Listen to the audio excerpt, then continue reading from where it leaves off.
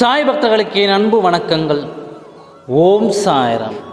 என் அன்பு குழந்தை, உன் வாழ்க்கை துணை பற்றியும் உன் வாழ்க்கை துணையோடு நீ விரைவில் சேரப்போவதை பற்றியும் நான் உன்னிடம் கூறப்போகிறேன்.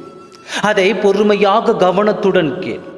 என் அன்பு குழந்தையே, நீயாக இரு. யாரையும் சார்ந்து இருக்காதே. உனது வாழ்க்கையை நிர்ணயம் செய்தவன் நான். முதலில் நீ அனுபவித்து வந்த வாழ்க்கையும் சரி, இப்பொழுது நீ அனுபவிக்கும் வாழ்க்கையும் சரி, இன்றிற்கும் உள்ள வித்தியாசத்தில் முதலில் உணர்ந்து கொள்ள முயற்சி செய். இப்பொழுது நீ அனுபவிக்கும் அத்தனையும் நான் உனக்கு தரும் ஆசீர்வாதம். எதை நீ அனுபவிக்க வேண்டுமோ அதை நீ அனுபவித்து விட்டாய். எத்தனை துன்பங்கள் உன் வாழ்க்கையில் வந்தாலும் அதை எதிர்கொள்ள நீ தயாராகியும் விட்டாய். அந்த அளவிற்கு உன் வாழ்க்கையில் நீ துன்பத்தை அனுபவித்து விட்டாய்.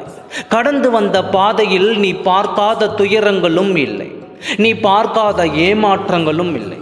நீ விரும்பிய வாழ்க்கையும் என்னால் மட்டுமே திரும்பி வழங்க முடியும். நீ வருத்தப்பட்டது போதும்.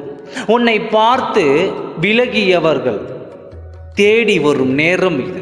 உன்னை தூற்றி பேசியவர்கள் தான் தவறை உணர்ந்து தேடி வரும் நேரம் இது. நீ எதற்காகவும் எப்பொழுதும் அஞ்சாதே. நான் உன்னுடனே அமர்ந்து கொண்டிருக்கிறேன். நான் இருக்கும் பொழுது நீ எதற்காகவும் கவலைப்படாதே. இதனால் நீ அதிக வருத்தத்துடன் இருக்கிறாய். அன்பாக பேசு, அரைவணத்து பேசு. கோபம் கொடியது. என்னை சரணாகதி அடைந்தால் நான் உன்னை நிச்சயம் பாதுகாப்பேன். நான் உனக்கு நல்ல வாழ்க்கையை தருவேன். நான் உனக்கு தரும் வாழ்க்கையை நீ மகிழ்ச்சியாக ஏற்றுக்கொள். இந்த வாழ்க்கையில் ஏன் இவ்வளவு கஷ்டம் என்று புலம்பிக் கொண்டே இருக்காதே. உன்னை அழ வைத்தவர்களின் முன்னால் அனைவரும் பார்த்து வியக்கும் வண்ணம் உன்னை நன்றாகவும் மகிழ்ச்சியாகவும் வாழ வைப்பேன். பெற்றோர்களின் ஆசீர்வாதத்துடன் உங்கள் திருமணத்தை கூடிய விரைவில் நான் நடத்தி காட்டுவேன். உன் மனம் போல் உன் வாழ்க்கையும் மிக மகிழ்ச்சியாகவும் மிக சிறப்பாகவும் அமையும். இது உன் சாயப்பாவின் சத்திய வாக்கு. சில ஆசைகளை கட்டுப்படுத்தி கொண்டு வாழ்க்கையை நடத்து. அன்பு இருக்கும் இடத்தில் சில சண்டைகளும் கோபங்களும் வரத்தான் செய்யும்.